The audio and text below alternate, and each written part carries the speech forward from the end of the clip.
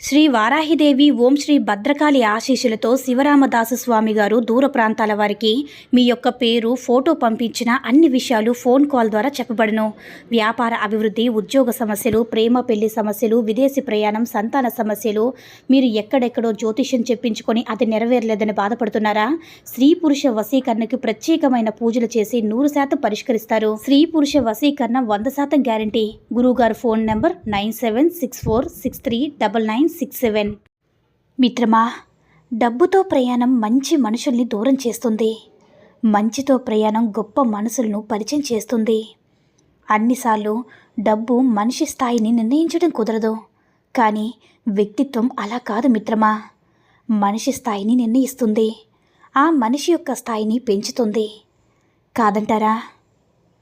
ఒకటి గుర్తుంచుకో మిత్రమా, అభిమానించే వారి నుంచి ఆశించేది కాస్త శ్రద్ధ, కానీ అది దక్కని చోట నిన్ను ఇంకా ఉంచేది నీ బలహీనత మాత్రమే మిత్రమా.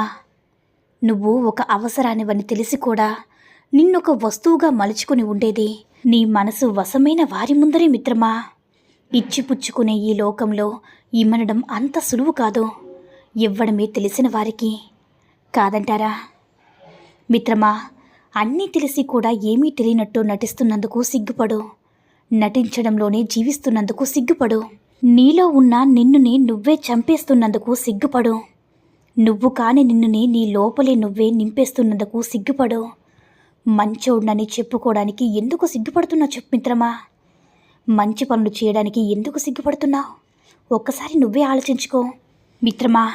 మానవత్వం అనే దీపం నీ మనసులో వెలిగిస్తే ఆ దీపపు కాంతిలో నువ్వు ప్రకాశవంతంగా కనిపిస్తావు. నీలో ఉన్న ఆ మానవత్వాన్ని ఎప్పటికీ ఆరిపోనివ్వకు. నీతో పాటు నీ చుట్టూ ఉన్నవారికి నువ్వు ఇవ్వగలిగే వెలుతుర్ని కోల్పోకు మిత్రమా. కళ్ళు చూసే ప్రతి దృశ్యం నిజం అనుకోవడం తప్పు మిత్రమా. చెవులు వినే ప్రతి మాట సత్యం అనుకోవడం ఇంకా తప్పు. చూసింది విన్నది గుడ్డిగా నమ్మి ఒకరి వ్యక్తిత్వాన్ని నిర్ధారించడం అన్నిటికన్నా పెద్ద తప్పు. ఏం జరిగినా దానికి ఒక కారణం ఉంటుంది. అలా ఎందుకు జరిగిందో ఇప్పుడు తెలియకపోవచ్చు, కానీ సమయం వచ్చినప్పుడు తప్పకుండా తెలుస్తుంది మిత్రమా. అన్నిటికీ కాలమే సమాధానం చెప్తుంది. కొంచెం ఓపిక పట్టు. జీవితంలో కొన్ని సంఘటనలు జరగడం మంచిదేమో. కొందరు నిజస్వరూపం, మనస్తత్వం బయటపడతాయి. మొదట అవి బాధని ఇచ్చినా సరే జీవితాంతం పడాల్సిన బాధని దూరం చేస్తాయి. మిత్రమా, శక్తి సామర్థ్యం ఉన్నప్పుడే సంపాదించడం, అనుభవించడం నేర్చుకో. ఎందుకంటే ఆ తర్వాత అనుభవిద్దామన్నా అన్నీ సహకరిస్తాయన్న నమ్మకం కూడా లేదు. ఒక్క విషయాన్ని గుర్తుంచుకో మిత్రమా. మన జీవితంలో గుర్తుంచుకోవాల్సిన విషయం ఏమిటంటే, మన జీవితంలో ఎప్పుడూ సరిగ్గా ఉండని మనుషులే ఒక్కోసారి మనకి సరైన పాఠాలు నేర్పిస్తారు. అవుననేస్తమా. భారీగా నీ ఇంట్లోకి వచ్చిన ఒక ఆడపిల్లని భర్తగా మొదట నువ్వు గౌరవించి ప్రేమిస్తేనే నీ ఇంట్లో వాళ్ళ కూడా ఆ గౌరవ మర్యాదల ప్రేమని ఆమెకి పంచగలరు. నిన్ను నమ్ముకుని వచ్చిన ఆడపిల్లకు నువ్వే విలువని ఇవ్వకపోతే ఇంకెవరు ఎలా విలువనివ్వగలరు చెప్పు మిత్రమా. నీవు ఎప్పుడు చూసినా నవ్వుతూనే ఉంటావు. నీకేమీ సమస్యలు లేవా అని ఎవరైనా నన్ను అడిగితే నేను చెప్పే నా సమాధానం ఒకటే: ఈ భూమి మీద జీవితమే శాశ్వతం కాదు. అలాంటిది ఈ కష్టాలు ఎలా శాశ్వతమవుతాయి? ఈరోజు ఈ కష్టాల గురించి బాధపడితే రేపటి భవిష్యత్తుని కోల్పోతాం మిత్రమా. జీవితం చాలా చిన్నది, అందుకే బ్రతికినంతకాలం నవ్వుతూ బ్రతకాలి. ఒక్క విషయాన్ని గుర్తుంచుకో మిత్రమా. ఒక అమ్మాయిని పెళ్ళి అయ్యాక తల్లిదండ్రులు కావాలా, భర్త కావాలంటే భర్తే కావాలంటుంది. పిల్లలు కావాలా, భర్త కావాలంటే కూడా భర్తే కావాలనుకుంటుంది. కానీ భర్త మాత్రం వీరిద్దరి తర్వాతే భార్య ఉండాలనుకుంటాడు. అవుననేస్తమా. మిత్రమా, తల్లిదండ్రుల మనసు, మమత ముక్కలయ్యేది ఎప్పుడంటే తమ కష్టం పిల్లలకు రాకుండా ఉండాలని రెక్కలు ముక్కలు చేసుకుంటూ అల్లారు ముద్దుగా పెంచుకున్న పిల్లలు పెద్దయ్యాక మా కోసం మీరేం చేశారు అని నిలదీసినట్లు అడిగినప్పుడు మిత్రమా. అవును కదా మిత్రమా. ఎలా అయినా ద్వేషించాలని సంకల్పించుకుంటే నెలవంక లాంటి మనిషిలో కూడా 1000 వంకలు కూడా కనిపిస్తాయి. ఎలా అయినా సరే ప్రేమించాలని సంకల్పించుకుంటే 1000 వంకలున్న మనిషి కూడా నెలవంకలాగా అందంగా కనిపిస్తారు మిత్రమా.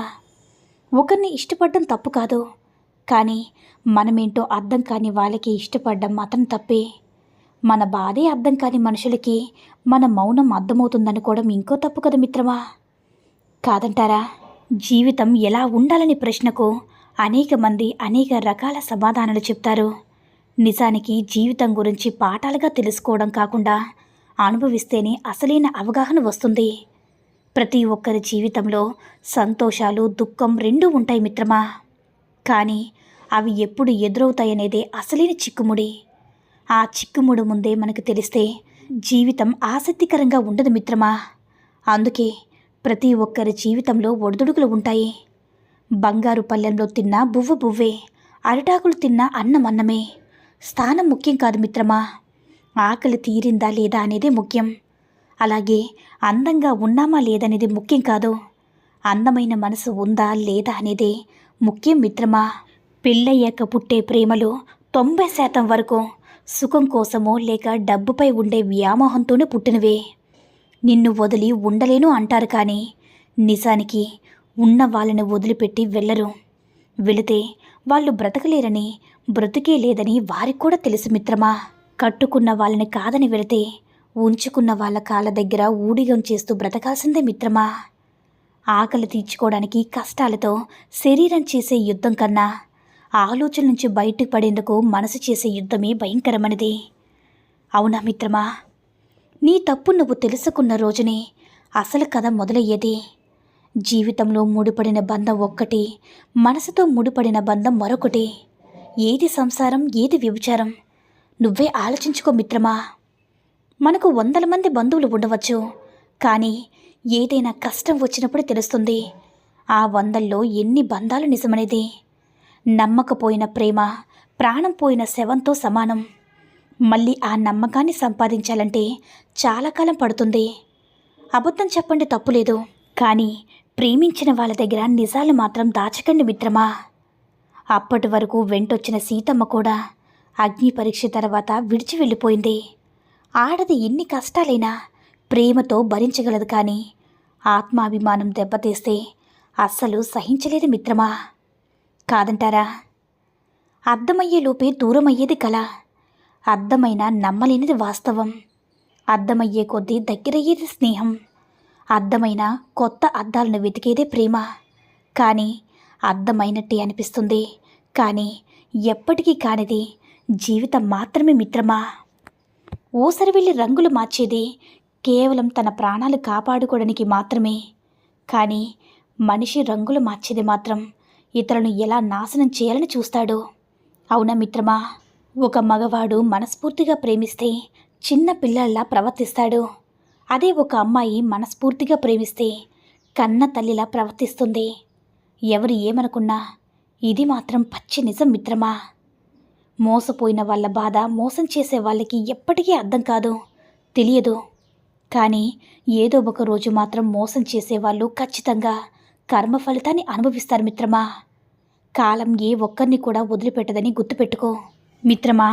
మగాణ్ణి మోసం చేసే ఆలోచన ఆడదానికి ఒక్కసారి వచ్చిందంటే ఆమె ఇక ఎప్పటికీ మారదని.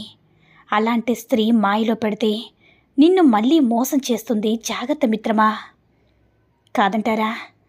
ఈ సూక్తుల్లో ఏ సూక్తి నచ్చిందో కామెంట్ చేయండి. ఈ వీడియో నచ్చినట్లయితే లైక్ చేసి మరిన్ని వీడియోస్ కోసం మన ఛానల్ని సబ్స్క్రైబ్ చేసుకుని మాకు కొంచెం సపోర్ట్ చేయండి. ధన్యవాదములు.